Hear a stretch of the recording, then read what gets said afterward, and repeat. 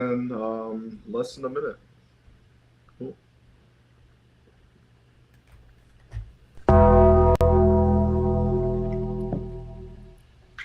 Are you ready?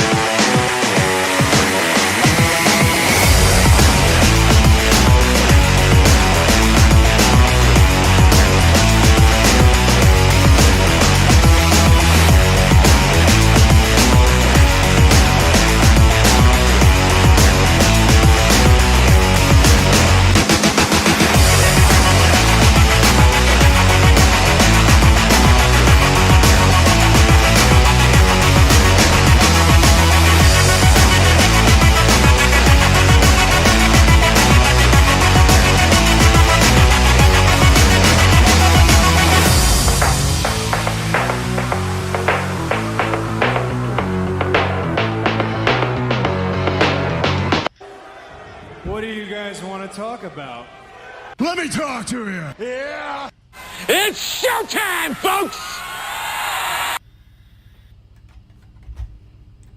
Throwdown Nation, what is going on? We are live on a Thursday evening. It is August 13th, 2026. We are rolling on Instagram, YouTube, TikTok, Facebook, and Twitch. It is episode 260 of the Throwdown. We are the community on the interwebs where we celebrate both the art and the sport of professional wrestling with a strong focus on the indies, bringing you engaging and in-depth conversations with the very best and brightest on the indie scene worldwide. I'm your host, Matt, and today we are going to have a marvelous time as we are throwing down with a wrestler based in the great state of Florida. Welcome with me, the one and only Marvelous in Motion, Chris Marvelous. How you doing? Whoops, hang on. Let me... There we go. All right. Can you Yeah, hear me? yeah. Yeah, Okay. Are we good? We're good. I just had I had it muted during the opening. No, you're fine. You're fine. But everyone, I am the man who's marvelous in motion. No matter where I go, no matter where I am with my brother, Matt, in this great podcast of his. It goes on for a lot of episodes. He's put in a lot of work and a lot of time to make this happen, and I'm glad I was available to make this happen. And I know I've been getting busy with a lot of independent wrestling shows, but I am here to deliver a marvelous experience today. Absolutely. And for those of you watching live, let me direct your attention to the ticker that's running on the bottom of the screen. That contains all or at least most of Chris's social media accounts along with mine. So do us a favor, if you aren't following or subscribed, take the time and go to each of the platforms and do so. It definitely helps both of us. And one final thing before we get started, I want to let you know if you have a question or comment, you can definitely put it in the chat. Or if you are feeling brave and want to actually ask your question or make your comment in person, you can scan the QR code that's in the upper right corner of the screen, and that will actually allow you to use the new call-in feature where you'll actually be able to log in to the live stream audio only and make your comment or ask your question. The only thing we ask is that you mute any background audio and be at least reasonably civil in your conversation. So we'll go ahead and get started with the first and the most obvious question, and that is, how long have you been wrestling? I have been wrestling for over a year now, Matt, and it's been a remarkable journey. I started out my career in flatbacks, where I got trained by the great Sean Spears, the chairman, and Prince Pretty himself, Tyler Breeze. Two very good, experienced coaches to start my career. Nice, nice. So, in the early stages of your wrestling training, what would you say was the most challenging aspect of professional wrestling for you to wrap your mind and body around? I think the most challenging part was the very beginning where we had to do those intense drills like around the ring. I would just get gassed out instantly and I would just feel uncoordinated all the time that I kept almost falling off and almost passed out a couple times due to dehydration. But my body kept going through it. I didn't stop. I learned from my mistakes and I got through it marvelous in motion. Nice. So, did you come to professional wrestling with a previous athletic background? Had you done other types of sports, any type of martial arts, anything like that? Yes, I did varsity baseball, and I also did tackle football when I was pretty little. I was around like 4 to like 5 to 6 years old when I moved down to Florida. This was when I moved down to Florida. I did pee-wee tackle football. I also did varsity baseball, all that stuff. And then from then, after when I played varsity baseball at Land O'Lakes High School, I'm from Land O'Lakes, Florida. So I'm kind of local in my own town. So yeah, after that, I got to college. And I tried out for their varsity college baseball team. I tried to get a scholarship over there. And I did get a scholarship, and not quite for baseball. I just wasn't quite good enough, but I did try my very best in that gym. Those workouts in the varsity baseball gyms they're pretty tough. I can't lie. They can be underratedly tough. But and then, so once I tried out for the college varsity team at St. Leo, I didn't quite make the cut, and then I just completed all of school. I graduated with my bachelor's degree in sports business to learn all about the business world in sports. And then I just took that knowledge and thought, now is the perfect time to become a professional wrestler. So I just took my recreational activity background of playing hockey. I played baseball. I played football. I played flag football. I played soccer when I was little. I played tennis. So any sport you can think of, I played it recreationally. Now I'm here as a wrestler. Nice, nice. So when you played baseball, what position or positions did you play? Little League, I was second baseman and also outfield. I would also be a pinch hitter and a pinch runner for people. And it was pretty cool when I got to be a pinch runner and ran to second base, but that's for another story. So, but for high school varsity baseball, I played the position of a pitcher. So I used to do like a pitching position. I would pitch underhand instead of overhand. So that's what kind of took most of my power away from my clothesline when I first started wrestling training. If I could give a clothesline or not, and I couldn't give it all the way because I was so used to pitching down here.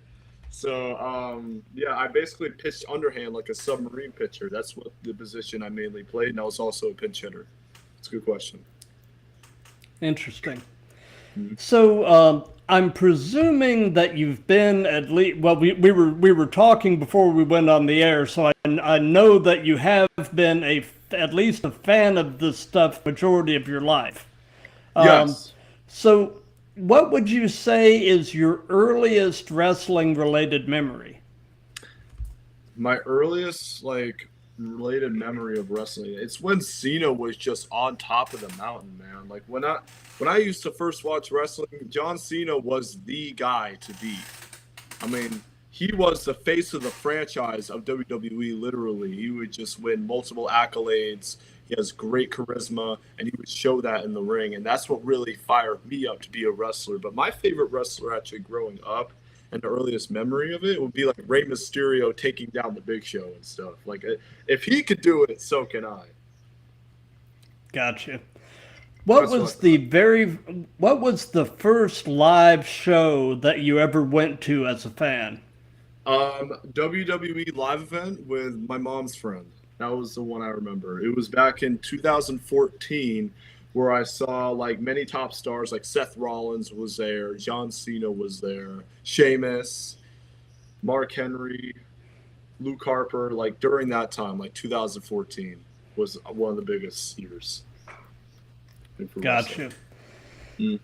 So tell us a bit about your gym routine, and in your mind, what would you say are the most crucial exercise or group of exercises that you use to keep in ring shape with?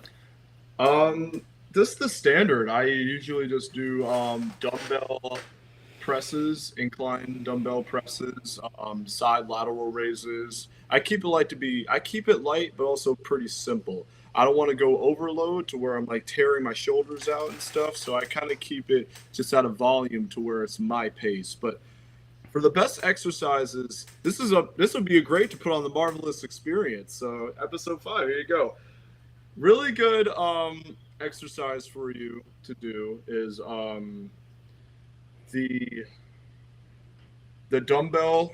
So if you go on the bench, if you lie down on it, you do incline dumbbell rows on the bench. You don't use your full lower back. It takes away the pain of your lower back. So if you lie down on the incline bench at like a obtuse angle, not like a 90 degree, but an obtuse angle, and you lie down and you just pull the dumbbells, you get a good striation in your upper back and also your lower back too. It works both ends. That's what I recommend for you to do, to build a back like that. That's why the athletes can really show off that back and it looks good on TV. That's one of my main ones that I would consider you doing. Gotcha. So looking over at the Instagram chat, we've got a handful of people that have shown up for the live show. We've got right. from out of Northern California. We've got upcoming guest 209 Loca. She is coming on at the end of the month for a Superfan Spotlight episode, and then we've got Vanny Collections. We've got another wrestler from Florida, another previous guest, Devilish Kid Rose. Ah, he's there. Yeah. One of my friends. Very nice guy. Oh yeah, great guy, and he was a really interesting guest. I love the gimmick he's working. And then we've got WTW fan page hanging out with us. Okay. So away from wrestling, what are some of your hobbies and interests? What do you like to do with whatever spare time you might have? Video games is definitely one. If I had a really long day at the gym and I'm just coming back exhausted, video games is definitely one. I also like to play tennis, like still with my mom outside sometimes after just not being able to wrestle, like video games, playing tennis, and also just staying in good shape, like with my Tai Chi exercises I do like arm circles. I make sure my body's still mobile. I'm a very active person, so I like to just do a lot for me to be marvelous at those things, like playing tennis with my mom at like a couple weekends on that day. And then like another hobby for me that I like to do is I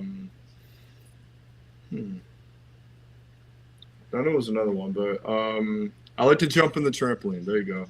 And I can practice my quarter rolls and all that stuff in the trampoline. There you go. Gotcha. So, we're mostly a wrestling-related show, obviously, but we do dabble a little bit into pop culture, and I'm always looking for recommendations. So, by any chance, are you watching or listening to anything really cool right now? Not at the moment. No, I'm just dialed in on this podcast. But Gotcha. So if I'm watching, like, I watch the Raw highlights, of course, like when WWE posts their highlights, like on NXT, SmackDown, Raw, Evolve. I'm tuning into that like every single day just to see where the product is going, and just so I have a better idea who I could be facing in the future. You know, I want to be able to have the advantage, but not just the advantage. Also, a great insight of what they provide to the company, and I can learn from. You know, I just really like what everybody's doing right now in WWE, and it's never been higher than right now. Absolutely. It's true. So, there will be a segment in the show later on that we've done in all of these where the current guest asks a question for the next guest. But one of my recent guests posed a question that was so good that with his permission I've incorporated it as a permanent part of my repertoire here. And the question is this: if your wrestling career could be summed up in a movie, what movie would it be? That is a great question. Whoever thought of that's a genius, honestly. Yeah. It was actually a wrestler from Northern California by the name of D Rogue. Man, it's a good name too. Yeah. No. Gosh, that is a tough question. If I had to sum it up in one movie, oh man.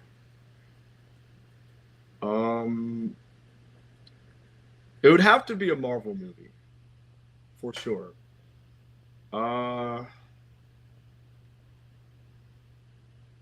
Honestly, Captain America. That works. Captain America, the first Captain America, Marvel. In the MCU, Nice. You know the MCU timeline, Captain America, the first Avenger, that one.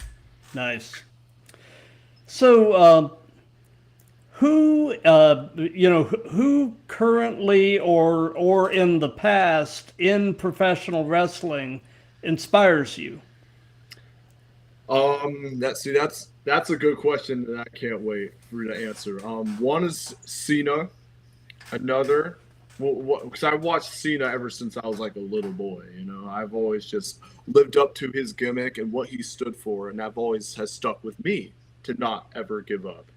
So that's like, no doubt, Cena's one of them. I liked the 80s clips of Hulk Hogan. Hulk Hogan gives me that energy that I just can't let go. So Hulk Hogan's another one. So Cena, Hogan, Rock a little bit, because his electricity is undefyingly good. So The Rock a little bit. And then my fourth one, I got a fourth one, would honestly be like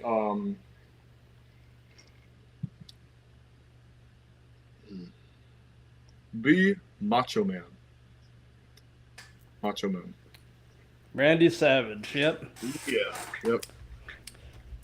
So, you mentioned that you are from Land O'Lakes, Florida. What is your favorite thing about Land O'Lakes? Man, just the milk and butter, first off. The milk and butter, the land of milk and butter and honey, man. That's one of my favorite things about it. It's just a super chill neighborhood. No one's really getting into trouble. Super low rates, too, money-wise. And it's just a nice little peaceful place to stay. And then not many people think about Land O'Lakes, Florida, even though it's right next to Tampa, too, which is where my character is actually from, Tampa, Florida. So it's already right next to Tampa, and I can really resonate off that and just move to Land O'Lakes because it's just a nice place to be at. So I just like Gotcha. it. It's just very relaxing. So they say that, the best wrestling personas are usually pretty much yourself turned up to 11. So tell us a bit about in-ring Chris Marvelous and kind of compare and contrast him with everyday you. So Chris Marvelous is basically what you just said, a way 10 times version of me. When I'm in that ring, I'm a whole nother guy. I'm not even Aiden Royal anymore. I am Chris Marvelous, and I stick to it every part of the match until I exit out into that curtain. I just shift off the personality, and then when I go back out there, I shift on the personality. It's like an on switch. It's like an on and off switch. So on and then off. So, and sometimes I get into character. I like to method act too. I like what I'm saying and what I'm doing and what am I going to do at this show and what I'm preparing for. I like to really be ahead of the game. I don't like to be behind. So I've always been taught to keep moving forward. And once I'm forward out that curtain, I am Chris Marvelous. There's no doubt in my mind, and I don't shut it off until I'm backstage. So it's just Gotcha. like a mental thing that I've already been born into. So tell us about your very first match. What was it like? How did it go? And what were your thoughts about it? Wasn't that good, and I knew it. I think he knew it a little bit, but he gave me a lot of good tips. And I just came out. Here's the funny thing, Matt. I just came out of flatbacks a couple months after when I was done training, and I already gotten a match booked at one of the best promotions right now, the Establishment Wrestling in Orlando. And I still go there, but it's the Establishment Wrestling in Orlando, Florida, Castleberry. I got a match there right away because I went to one event, helped out with setting up the ring and breaking down. And I got to wrestle a guy with a lot of experience named Dylan Michael Thomas. And he taught me a lot about really just, you don't have to overthink. You just go out there and you just really lay in your attacks, and really just be who you're meant to be. You don't have to overthink. And that's what Charlotte Flair taught me too when I was at Flatbacks. I got to go toe-to-toe with Charlotte too. She really just taught me just to calm down and just be yourself out there. It's a fun job. The people could really get behind you. But my first match, I knew it wasn't that good. I just felt it, and I think I was just overthinking a lot. And I took the criticisms like well and hard thought out, and then I just trained, and I got better and better. I improved, and he saw that, and then we're now really like good friends, me and him. My first opponent, so it was such an honor to wrestle him. Very cool. So we've heard about the first one. Now, if you can narrow it down, tell us about your favorite match that you've been a part of thus far. Ooh, I think, oh man, I think I know Real Brutal Wrestling may not like it, but I gotta go with the one match at Local Pro Wrestling. Me versus Terry Kidd, the smooth operator, one of Flatback's highest ranking students. Very good in the ring. He guided me through. I listened. He was smooth in that ring. I was marvelous in that ring, and we did our thing. It was definitely marvelous in motion versus smooth in motion. The story just fits so well. Gotta go with that one. Love it. So, you haven't been doing this that long, but you've probably been doing it long enough that you've developed at least a couple of these. So what would you say is your biggest wrestling-related pet peeve? Oh my gosh. The biggest pet peeve that I have is when someone doesn't follow what I'm following. Sometimes I go too fast for people, and I understand. Like, I get excited. I'm in that ring. I'm actually doing the dream that I'm called to be doing. But if someone like has a bad mouth about me, like backstage, and doesn't give me any advice, that's one big pet peeve of mine. Like, if you don't have anything nice to say, just don't say it at all then. And then we just go our separate ways, and then I bless you, and I hope you have a good time with the rest of your career. But all we need to do is work together in that ring. It is a 50-50 effort. So that's just one big pet peeve of mine. I mean, besides that, I don't really have any other big pet peeves. That's it. Gotcha. So, if you could only be one, would you rather be great in the ring or great on the mic, and why? Oh man, I can't choose both. Oh, sorry. Oh man, if I had to. Well, I mean, ideally, yeah, you would be both. But if you could only be one, which one would it be? Oh man. Well, you didn't really say awful in the ring, so I think honestly I want to get better like on the mic. So I would choose the mic. But I do want to get better in the ring. I'm working on it. So, but Mike is definitely the one, the promos for sure. I choose Gotcha. promo. So, do you have an all-time favorite match as a fan? Is there a match or matches that are just near and dear to your heart? I recently just watched one, and it became my favorite match. John Cena versus Triple H. Night of Champions 2008. One of my favorites. Gotcha. So, piggybacking onto that question, do you have an all-time favorite promo as a fan? Oh, Hogan's they were top notch, man. Like, they were really good. But one of my favorite promos that I think WWE has ever produced, and it came from someone you wouldn't expect, Dolph Ziggler, and it really hit me, man. That promo he cut on The Miz right before their battle at No Mercy, the title versus career match between Miz and Ziggler. When Ziggler cut that promo, I felt that within my soul.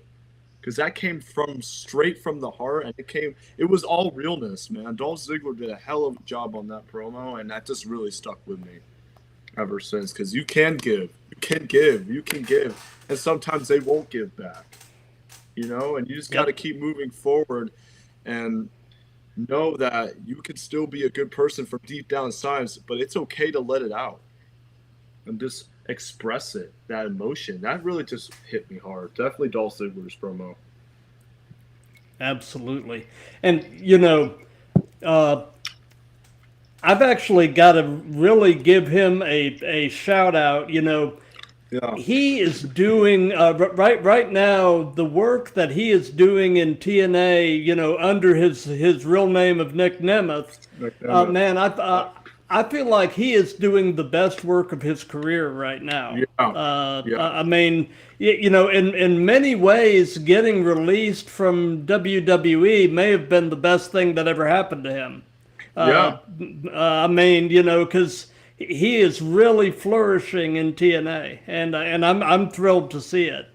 Mm-hmm. Yeah, he's putting a lot of effort, and I could tell like he puts in that effort when he has like magazine shoots. He has advertisements now. He's got a bunch of merchandise, which I've been getting into a lot. That's why I've been taught too, like to have your merchandise ready to go, and don't quit on that, because that can really bring up your sales and your exposure even more as a wrestler. So that's what I've learned, like from the pros, like especially Matt Cardona. I've just been taking notes on that. So that's really been helping my brand grow, like especially merchandise. So my nickname is yeah, he does. So this is one of these questions that the answer can literally almost change moment to moment, hour to hour, day to day. But at this very moment, in your opinion, who are the best male and best female wrestlers in the world? Who is the best man and who's the best woman right at this moment? We're not talking in the grave, right? We're not talking up in heaven that are still on earth. We're talking currently working in the business. Okay. Gotcha. You're good. Okay. Well, one, if he's still around, I haven't seen him in a while, but Drew McIntyre has been killing it. Yeah. As that heel character, I think he's doing a great job. But as of right now, I know he's not currently wrestling, but it would be Drew McIntyre. But right now, I just think that who's doing a phenomenal job, as he always does, Roman Reigns. Yeah. It's hard to argue that point. Now, what about the women? Who's the best female right now? I don't watch a lot of women's wrestling, but I know that I'm glad they're getting a lot of exposure out there. But one of my favorite women wrestlers right now, besides Charlotte, love you, Charlotte, is I think Kendall Gray. There we go. Okay. Kendall Gray. I think she's doing a great job in NXT. Top babyface. I will absolutely agree with you on Drew McIntyre, and I know that he is actually away doing some movie work right now. He's apparently has a role in an upcoming Highlander spinoff movie. He was also like in a G.I. Joe type movie too. Like he was in a high action packed movie as well. So he's got a lot of movies definitely on the rise. I mean, good for him. Like, he deserves it. Oh, for sure. Absolutely. Yeah. So, and this can be present day or past, but who would be a dream opponent? Who would you love to have the opportunity to share a ring with? You had to bring that question up, Matt? Oh, man. Oh, man. I don't think I could choose. You know how many great talent are out there? Okay. Oh, yeah, I do. Man. I think a dream match currently right now in WWE, if I were to have a match with someone, personally, me, L.A. Knight would be one. Yeah. Me and L.A. Knight.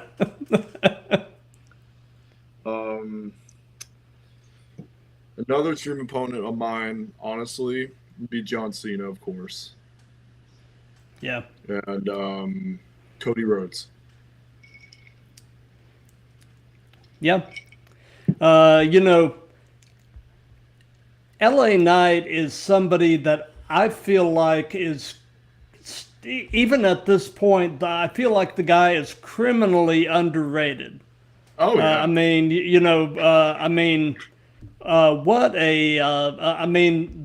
The guy is absolute gold on the mic, and he's a very good in-ring worker as well, Mm-hmm. And to be in the kind of shape he is in at the age of 43 is pretty impressive. It is. Like, I don't know how he does it, but he does it. It's amazing. That's why a lot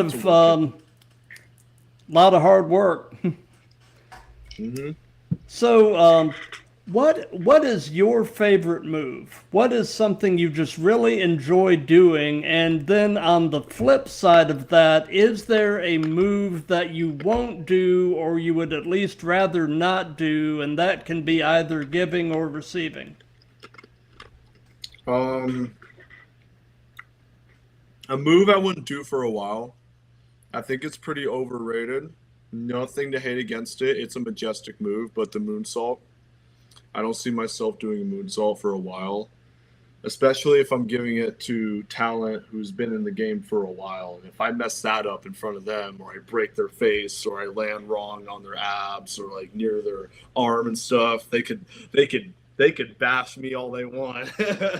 So I would just stay away from the moonsault. And then a move I really like doing is the Rough Rider. I think it's a cool looking move if they take it right. You know how Dolph Ziggler would. You know how Nick Namath. Well, you know how Nick Namath would take the Rough Rider by Zack Ryder, and it would look cool. I've always liked the way he flowed with that, and it looks really nice. So that's definitely one of my favorite go-to moves. The Macho Man elbow drop. Oh, yeah, I like doing that one too. Always a nice little stickler to throw in there is the elbow drop. I like me a good elbow drop. I mean, I call mine the all glory to God elbow drop. That's mine. Nice. Thank you. And then another move I just recently learned is the high knee, the Triple H high knee. I like that move too. Not the one that Trick does, where he kind of runs up and just does a front knee. I like to turn my side with the thigh and I just hit a knee. That's a move I like too. Gotcha.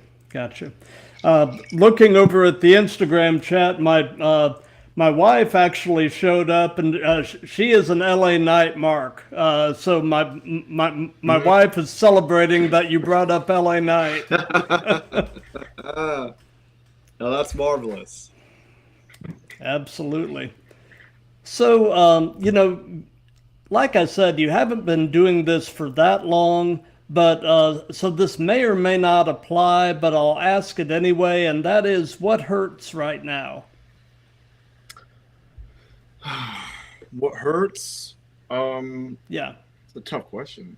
I mean everything. My body is kind of killing me as of right now, but what mainly hurts is honestly, when you're breaking down the ring, that can really hurt your body after a long match. Like when you have to break down the ring and stuff, that's what mainly hurts a lot, that you have to stay after and help break down the ring. But that's the only thing. I mean, I like helping out with setup. I like being there for other promotions and stuff.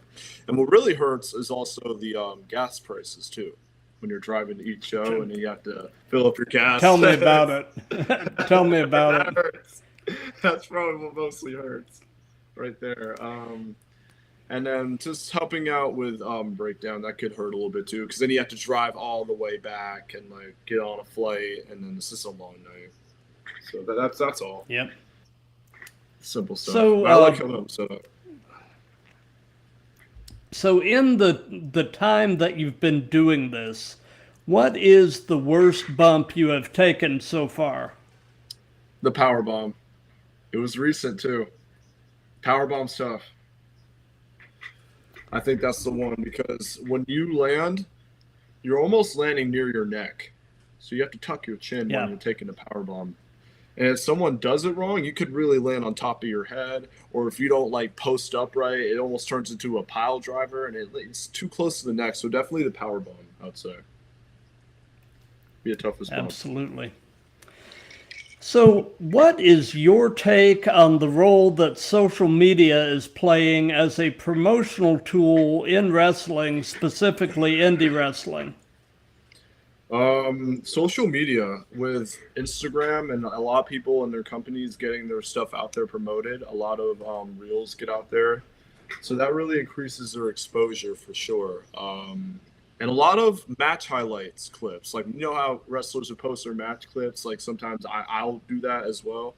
So they'll have like their match clip, they'll have their match clips like set up, and they'll just go head to head, and then it just draws an audience. You know, like they like to see the wrestling happen, because you don't know what strange event could happen in wrestling, or you don't know what can take or occur in wrestling. So that's what I think is the most important, is definitely the match clip.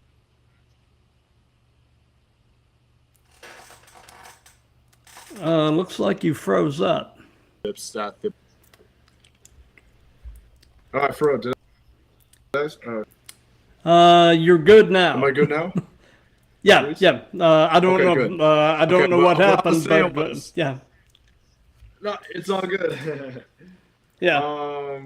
But I think it's for sure the match clips that the promoters will promote and stuff, and the posters that they do. I think that draws the most, is the posters for what the superstars are going to do in that ring, and all the cool promo pics, all the QR codes, the location. That way people have an idea what they're going for when they go to that wrestling show. Absolutely. So, knowing everything you know at this point in your life, if you could give any advice to your younger self, what would it be? For sure, faithfulness, righteousness, and humbleness. I did not know that before I got relocated, but I would teach my younger self to just be patient about things. There's no need to like get angry about certain dumb ideas of what people think. They don't judge who you are. You take care of yourself, and you can make your dreams happen. So I would really teach myself to just relax and take a breath and enjoy life, and not be so complainy all the time. Because when I was younger, I would just get angry for no reason. But now that I'm like in this part of like in this stage of my life, I've really just learned to just take it and just slow down and stand still, and just be grateful that we're still here and breathing on this earth. Because moments can happen, when a sudden event can happen. So I was just very ungrateful back when I was little, up till when I was like a teenager, and then I slowly started realizing that I gotta take my life seriously, go to the gym, and just be humble about things. So that for sure. Absolutely. So, wrestling in and of itself is a roller coaster. The highest of highs, the lowest of lows. what has been the overall high point of your career thus far and the overall low point of your career thus far? I think the lowest point of my career was when I first started and first started getting bookings on shows because I was still new to wrestling. I was so anxious about what to do, and it happened during my second match when I worked. Do you know who Destin is? Yeah, I I do. worked Yeah, Destin. I've had Destin. him. Yeah, I had him on the show a while back. Yeah, I worked Dustin, and he really taught me a lot with not overselling, but I was so used to overselling back when I was wrestling and doing my wrestling school that it kind of threw me off a little bit. But I took that advice and I ran with it, and now I'm improved way better than before. And then also a low point was when I almost got thrown right on my rib when taking a fall away slam by the big man Onyx. That was a low point in my career, and everyone was just doubting and hating on me, saying, this guy's not a good wrestler. How can he make it? And I was just kind of devastated and rethinking, what am I doing? Why am I even here? So that was a really big low point in my career. And by the grace of God, I was able to get through it and keep going. But the high point of my career is when I reached a status on social media to where I've been regularly posting. I've not been afraid to get my stuff out there when an event is coming up, like promos, for example. I did not do much promos in the beginning of my career. Now at my high point, my most recent promo, I feel like I'm the best I've ever been. I'm getting more comfortable on the mic. I'm understanding what's coming next for a show.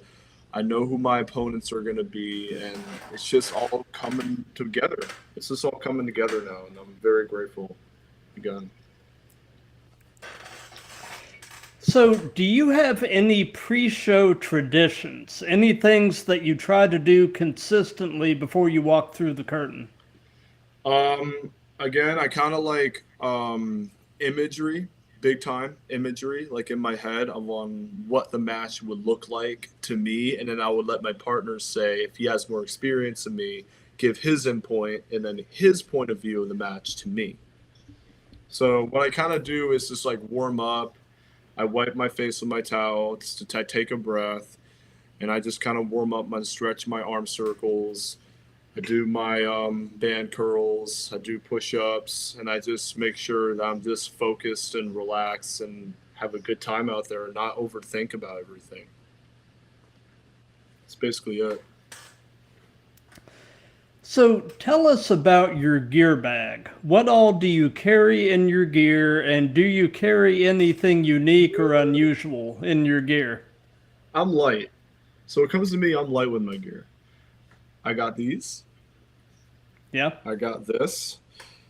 And that's basically what I bring out to the ring as of right now. And then I have my own custom-made tank tops.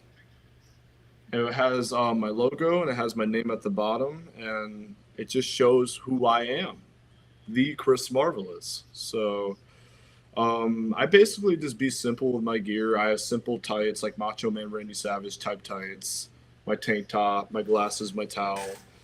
And that's all I really bring in my gear bag.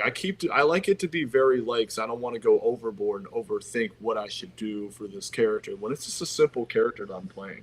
So that's why I have my gear bag to be traveled light. Gotcha. So, like I mentioned earlier, something that we've done in all of these that's just been kind of fun is we've let the current guest pose a question for the next guest. My previous guest was actually a wrestler based in Chicago by the name of David Ali. And the question that he asked is, how often are you training? Man, how often? That's a good question. How often I'm training? Well, for me, I'm just training once a week. I don't want to overwork my body at such a young age, even though I should be training more often, but I am only training once a week as of right now. Simply because I don't have too much bookings coming up, but next month I have a lot. So I'm definitely going to be looking forward to getting more training out there next month, because I could go back to flatbacks if I wanted to, but it costs a lot of money for gas prices. For example, like I said, gas prices, and then like also the ring mat fee, and like more rings are out in Orlando. When I'm in Tampa, there's not a lot to work with there.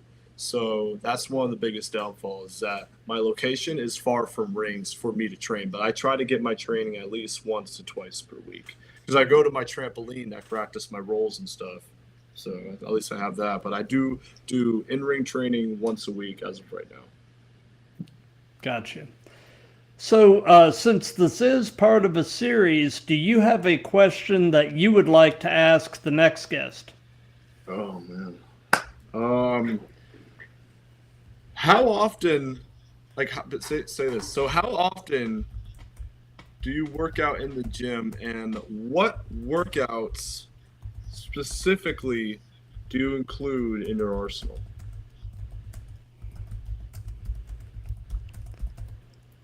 That's actually a really good question. Mm-hmm. So, during his farewell tour, John Cena kept bringing up the concept of leaving wrestling better than he found it. And, that really resonated with me, and I just thought, well, what a cool thing to strive for. So, I mean, you're still very young in your career, but eventually, at some point, how do you hope to leave wrestling better than you found it?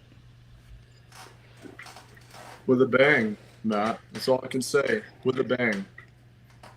I want to go out leaving wrestling with a bang. And that means if I have one good wrestler that I know is good enough to take me on and take me out, I'm retired, that's it. And then I go on to be a wrestling trainer and maybe start my own wrestling school someday. Or like work as a head trainer for WWE. You never know. Yep. I think that's what I want to do, is like be a trainer right after, like helping out like new students, like train with their in-ring training and stuff. And I'll let them see it. I'll let them see my finishing move once on somebody. If I have like an assistant coach and I'm the head trainer, I'll do the move on them. If we want to see your finishing move, I'm like, okay, I'll show it once. And my finishing move is what I do. It's a big elevated full Nelson slam. That's my finishing move. Forgot to include that. That's one of the moves that I like, is the full Nelson. So, Gotcha. Yeah. But that's what I'll basically do, is I'll be a head trainer after when I'm done wrestling. I want to help out the next generation. So, we're pretty much at the end of things at this point. So do you have any upcoming shows or anything that you want to give some hype to? August 15th, this weekend at Ocala, Florida, I have a show coming up. I'll be in a fatal four-way for World Famous Wrestling. And that is actually coming up real soon. So you can get your pre-sale tickets now for still a discount off, unless there'll be $20 at the door through admission. But that is my next show that I'll be at. And then I got a few upcoming shows, one from local pro wrestling again in Inverness, Florida on September 12th.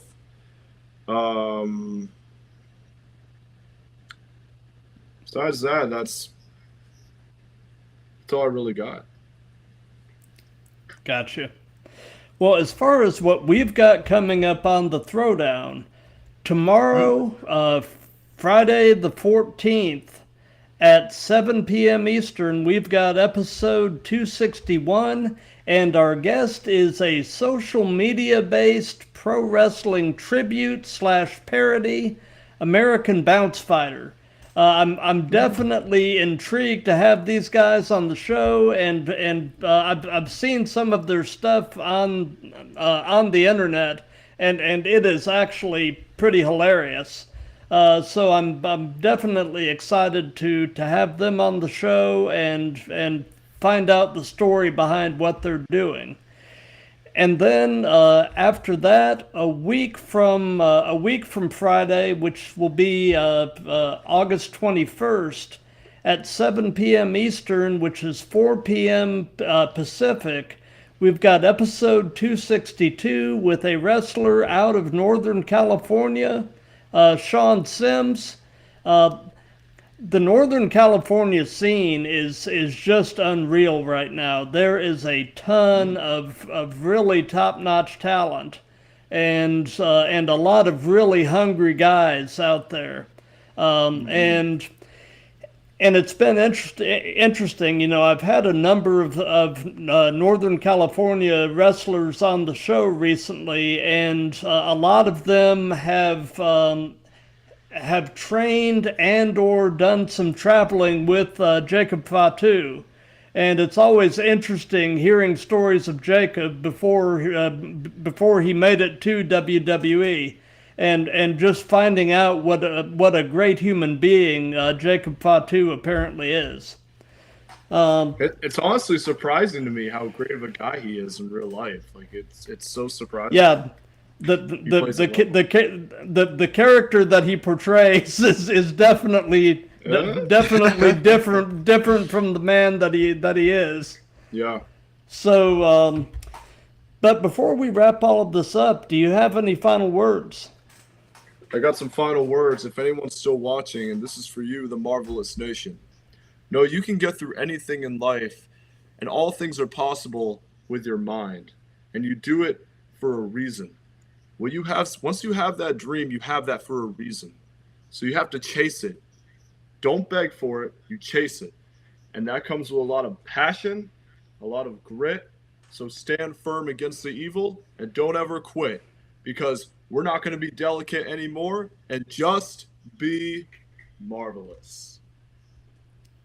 Absolutely. And on that note, until tomorrow night at 7 p.m., with American Bounce Fighter, be good to each other, love each other, Amen. and let's keep throwing down.